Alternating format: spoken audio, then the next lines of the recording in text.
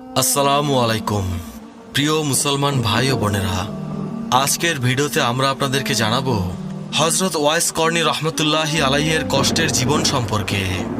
প্রিয় আখেরি নবীর উম্মত, ইসলাম সম্প্রসারণ ও প্রচারের লক্ষ্যে আমাদের চ্যানেলটি অবশ্যই সাবস্ক্রাইব করবেন।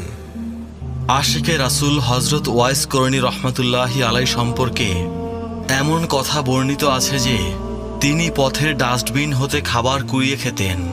একদিন তিনি খাবার সংগ্রহের জন্য ডাস্টবিনের নিকট গেলে এক কুকুর ঘেউ ঘেউ শব্দ করে তাকে বাধা দিল। তিনি কুকুরকে লক্ষ্য করে বললেন, হে কুকুর, তোমার ভাগ্যে যা আছে তুমি খাও, আমার ভাগ্যে যা আছে আমি তা খাবো। কেন তুমি আমাকে বিরক্ত করছো? যদি কিয়ামতের দিন আমি পুলসিরাত অতিক্রম করতে পারি তবে নিঃসন্দেহে আমি তোমার থেকে উত্তম, অন্যথায় তুমি আমার থেকে উত্তম। হযরত ওয়াইস করনী রহমতুল্লাহি আলাই এমন অবস্থায় থাকতেন যে ঘরের লোকেরা তাকে পাগল মনে করে তার সাথে ঠাট্টা বিদ্রুপ করত। ছেলেরা তার পেছনে তামাশা করে তার উপর ইট পাটকেল নিক্ষেপ করত।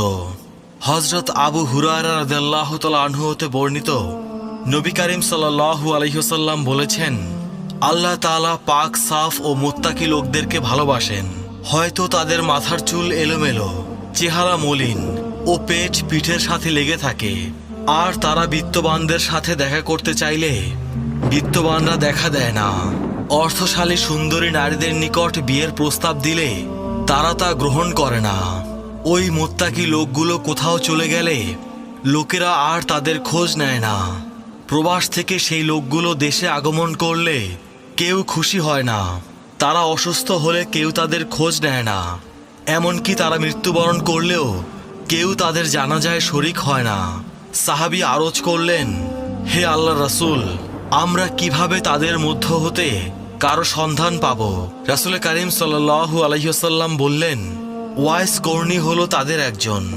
সাহাবীরা তার কোনো আলামত জিজ্ঞেস করলে রাসূল করিম সাল্লাল্লাহু আলাইহি ওয়াসাল্লাম বললেন, ওয়াইস করনীর প্রশস্ত বক্ষ, মাঝারি গড়ন, গোধূম বর্ণ, বক্ষাদেশ পর্যন্ত লম্বা দাড়ি এবং তার দৃষ্টি সব সময় সিজদার দিকে থাকবে।